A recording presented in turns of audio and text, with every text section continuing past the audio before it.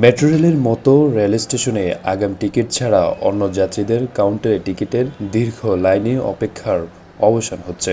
যাত্রীদের দ্রুত টিকিট কাটা নিশ্চিত করতে কমলাপুর বিমানবন্দর সহ বিভিন্ন স্টেশনে 15টি ভেন্ডিং মেশিন বসানো হয়েছে, যেখানে যাত্রীরা খুব সহজেই তাদের গন্তব্যের টিকিট কেটে ফেলতে পারবে খুব দ্রুত সময়ে।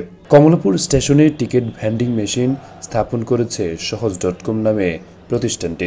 এতে করে অনলাইনে টিকিট কাটতে গিয়ে 20 টাকা চার্জের হাত থেকে রক্ষা পাচ্ছে যাত্রীরা। তবে ভেন্ডিং মেশিনে ধীরগতির কারণে অসন্তুষ্ট জানিয়েছে যাত্রীরা। ভেন্ডিং মেশিনে টিকিট কাটতে পেরে ভালো লাগছে।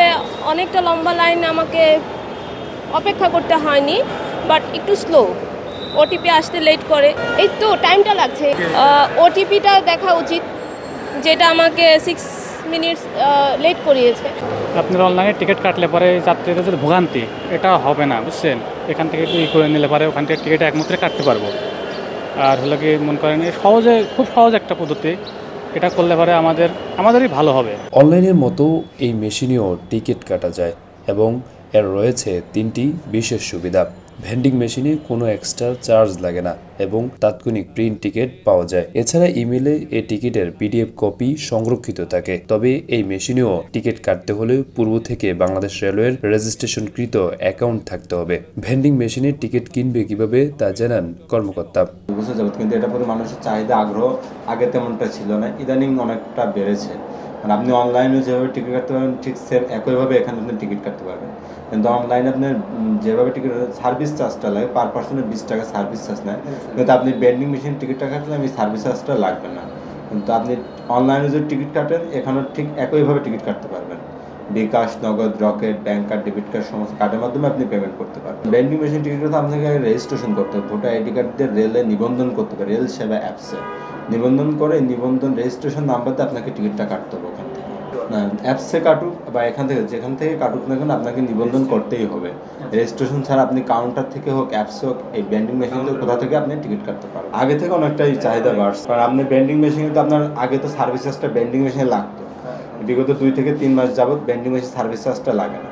এক্ষেত্রে দেখা যায় যাতে আপনার কাউন্টার থেকে টিকিট না কেটে ওখানে দীর্ঘ লাইনের অপেক্ষা না থেকে এখান থেকেই টিকিটটা কাটতে পারবে। যদি তার ফোনে বিকাশ, নগদ, রকেটে টাকা থাকে তাহলে আপনি সে এখান থেকে টিকিটটা কাটতে পারবে। যে যাত্রীটা আপনার রেজিস্ট্রেশন করা হলো না, রেজিস্ট্রেশন করে টাকা রিফান্ডের ইস্যুটা দেখলেন হয়তো আপনি কেবলই, এই সমস্ত রিফান্ডের ইস্যু বা যাত্রী মানে অ্যাপসে কোনো অসুবিধা থাকলো কিনা সেটা, যে টিকিটটা কাটতে পারতেছে না ভেন্ডিং মেশিন থেকে তাকে টিকিট কাটার সহযোগিতা করা, এই সমস্ত। আপনার এই জিনিসটা জানে না যে রেজিস্ট্রেশন কীভাবে করতে হয়। অনেকে বাটন ফোন থাকে, আমাদের এখান থেকে আমরা করে দিই, ওটিপিটা নিয়ে তারপর অ্যাকাউন্ট ওনার ক্রিয়েট হয়ে যায়, তারপর কাউন্টার থেকে টিকিট করতে পারে। অনলাইনে যেটা পাবেন এখানে একইটা পাবেন, কিন্তু একটা স্টপ এলে এখানে ঢাকা স্টপ শুধু ব্যবহার হবে, অন্য কোনো স্টপ ব্যবহার হবে না। ঢাকা টু বাংলাদেশের যে কোনো প্রান্তে আপনি টিকিটটা কাটতে পারবেন। কিন্তু অ্যাপসে তো আপনি বিভিন্ন জায়গা দিয়ে বিভিন্ন জায়গার সিলেকশন করে টিকিটটা কাটতে পারবেন, কিন্তু ভেন্ডিং মেশিন কিন্তু তা হবে না, শুধু ঢাকা স্টপ। যাত্রীরা খুব সহজেই নিজের টিকিট নিজেই মেশিন থেকে যাত্রার 15 থেকে 60 মিনিটের মধ্যে কাটতে পারবেন। এ ব্যাপারে রেলওয়ে সংশ্লিষ্ট কর্মচারীরা যাত্রীদের সহযোগিতা করবে বলেও জানান তিনি। এছাড়া ভেন্ডিং মেশিনের পাশে রয়েছে সহযোগিতা বক্স, যে কাউকে অনলাইনের বিষয়ে সহযোগিতা করছে কর্মচারীরা। কমলাপুর রেলওয়ে স্টেশন ম্যানেজারের মন্তব্য নিতে গেলে তাকে অফিস টাইমে পাওয়া যায়নি।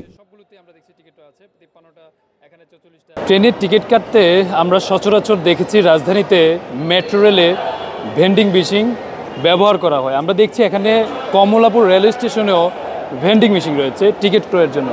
এতে করে যেমন আমরা দেখেছি মেট্রো রেলের মধ্যে দ্রুতভাবে টিকিট কাটতে পারছে ভেন্ডিং মেশিনের মাধ্যমে।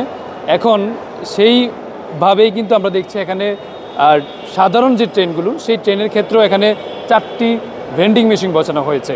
এবং আমরা এখন এসে যেটি দেখেছি সেটি হচ্ছে যে ভেন্ডিং মেশিনগুলো একটু স্লো করছে এবং যারা কাটতে আসছেন, ভেন্ডিং মেশিনে টিকিট ক্রয় করছেন, তারা বলছেন ধীরে ধীরে ওটিপি আসছে বা এখানে প্রিন্ট করা যাচ্ছে না, বিভিন্ন ধরনের অভিযোগ এসেছে। তবে সংশ্লিষ্ট যারা টিকিট ক্রয় করছেন তারা বলছেন যে যদি ভেন্ডিং মেশিনগুলো দ্রুত কাজ করে তাহলে কিন্তু সফল হবে সাধারণ মানুষ। আরাফাত হোসেন, যুগের চিন্তা, ঢাকা।